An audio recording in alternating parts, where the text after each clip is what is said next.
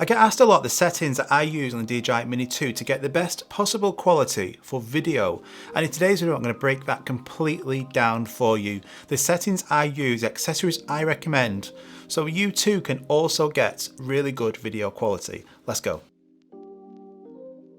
Now the DJI Mini 2 is a small portable drone, but more than capable of getting really nice video from this. But you might find your video doesn't look very good, might be overexposed or over sharpened, grain, not very nice. And I've used this for over a year, and today I'm going to show you the best settings I do. We're not going to mess about, we're going to get straight into it, and that is the settings. So what settings do you need to activate on this before you even start flying the drone? So it's capable of filming at up to 4K 30. So use 4K unless you really have to and your hardware can't edit 4K footage, or your phone or your laptop or your iPad can't, then you're going to have to use 1080p, but really you're not going to get the best quality there. Already, you know, you're going to get worse looking footage. So select 4K all the time. Okay, that's the end of the video. See you on the next one. Anyway, jokes aside, that's the first one, first step. Select 4K all the time, okay? Unless you actually also want to have parts of the clip or all the clip slow down, then select 2.7K 60 frames per second. But for me personally, I'm always shooting here under PAL in the UK, Europe at 4K 25. Now, if you're on NTSC like US or different countries, then select 4K 24. There is debate over 24, 25 or 30, and we'll save that for another day. Now the next bit is grid lines. These are super important. I always have the rule of thirds on. This allows me to get my shot perfectly composed and allow you to as well. When you're high up or you're focusing on something, you want your shot to be composed well. This allows you to get it easier. So have them switched on all the time. If I'm doing parallaxes or I'm focusing on a particular person, subject or an object, I'll have this one switched on as well. But as a minimum, the rule of thirds grid line should be switched on and kept on all the time.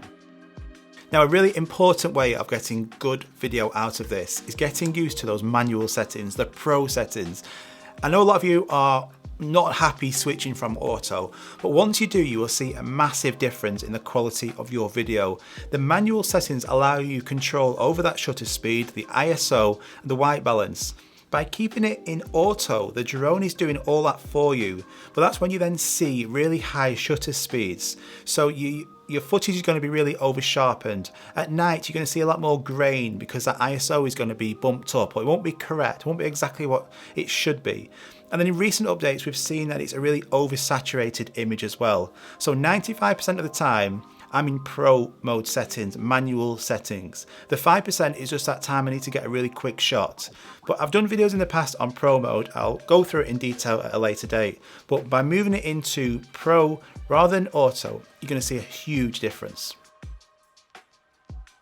Now this brings me on to a really important accessory on the front of this drone, which is an ND filter. And these are really important. These are like sunglasses for your drone. So just like if you're on a really hot sunny day, you'd put sunglasses on. If you're on the ground and you're filming something on a pro camera, you would have an ND filter on. Why can't we use these on a drone? Well, we can do, because they have ND filters for every single decent drone out there. ND filters are a fantastic accessory. Now the ones I use, I get asked this a lot as well, I use the Set by Freewell, and I also use a Set by Skyreet. Now the reasons for this are because these filters are metal, so the teeth on the back of them are metal as well, and the glass is also fantastic quality. Now these cheaper ones you might have seen, they are plastic, so they might snap easily and the glass normally isn't as good. So I wouldn't cheap out on ND filters, just like I wouldn't cheap out on lenses for a camera. So ND filters, fantastic. But why? So unless you're filming at night time a lot, or you're really high up, then for every other situation, I would use an ND filter. And these allow me then to bring my shutter speed right down to the value I want. If I don't use an ND filter, then in auto, it's never going to be that value, because the drone will then automatically, in auto, bump that shutter speed up, and then it's going to be a really sharp looking image, not very nice. Put it in pro mode and bring your shutter speed to 1/50. Without an ND filter on, it's going to look really overexposed and washed out. You need ND filters on to be able to bring the value down to what you need it to be. Now don't worry, I'm going to provide a fact sheet on this in the description below. It's going to be a Google link, completely free, and this will just go through the different shutter speeds, what you should be using, the different ISO ranges you should be using for different lighting conditions. So if your head's getting mashed by now, don't worry, you can go out and read this afterwards for a bit of homework material. Now, I also get a question asked a lot. If I had one filter to choose, which one would I use? And it's a really hard one, that, because it's all dependent on the different lighting conditions at the time of day. So is it quite a low light, dull day? Is it a middle of the day and it's a really harsh light? It varies. And you'll get a knack to understanding which ND filter to actually put on your drone. And on the back of it here is a really important accessory that you need, and that is a decent memory card. So if you're using a really cheap memory card in your drone and your footage is stuttering or it's laggy, it's not looking very good when you go to edit it or when you're playing it back, the memory card is shit. So go out and buy a decent memory card. They're not expensive now. I use a SanDisk U3 Extreme memory card on all of my different drones. Never had a problem, and I get the best possible speeds for transferring and also quality from here. I'll link in the description below if you want to go and check it out, but memory cards are really important. Let's move on. So you've done your footage, you've gone out and filmed, you bring it all back, you put your memory card into your iPad or your laptop and you go out and edit it. And this is a massive part of actually making that footage look even better. Now on the Mini 2, we only have normal color profile. We don't have profiles like D-Log or HDR like we have on the Mavic 3 and the Air 2S. We've just got normal, which means we are limited in the actual color correction and grading that we can do on here. So you can just leave it completely, but if you want it to look better, then just follow along here as well. For me, I use Final Cut Pro. I also use LumaFusion, and I also use VN Studio. So I'll be showing you them, but I'll also show you some more as well if you want. So I'm going to load some clips into here. These are all taken on the DJI Mini 2, and they're also taken with different ND filters as well. And I'll just show you some really basic color correction, and then we'll talk about the color grading or LUTs as well that you can do. Okay, so I've got these 4 clips loaded in here, so don't get too bogged down on this if you don't understand it. I'll go through it again in more detail when I do those editing videos. So this first shot here, you can see this is a Mini 2 over these rocks in Cornwall. Looks really nice. So the first and most basic thing I can do is I can just bring down and change the exposure. Now I don't want to just completely increase or decrease the exposure as a whole. It doesn't look very good, but I can see from here, from the highlights there on this graph on the left hand side, they're pretty much spot on, but I can decrease the shadows a little bit just to bring some more detail and contrast into that image. So I've just done some basic color corrections there, and we can see that there is a significant difference between the before, which is now, and then the after. It adds contrast and it adds a lot more pop to that image, and I'm going to mention pop a lot coming really soon. But we can also mess around on here with LUTs, but you've got to be careful on that Mini 2. Because it doesn't shoot in log, your intensity or the amount of the LUTs you're going to be putting onto that shot, you've got to be gentle. So I'm going to be releasing my own LUTs for this. I'll quickly give you a preview now. They're going to be released really soon. I've nearly finished them. I've worked on them for about a year.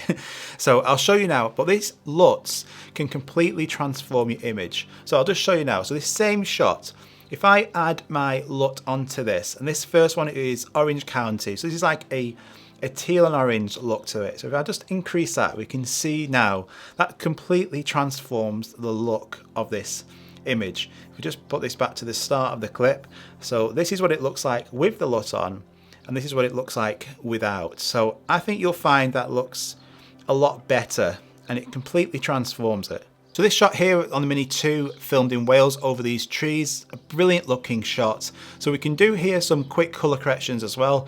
So if you just look here now, I can bring the highlights up and I can bring the shadows down.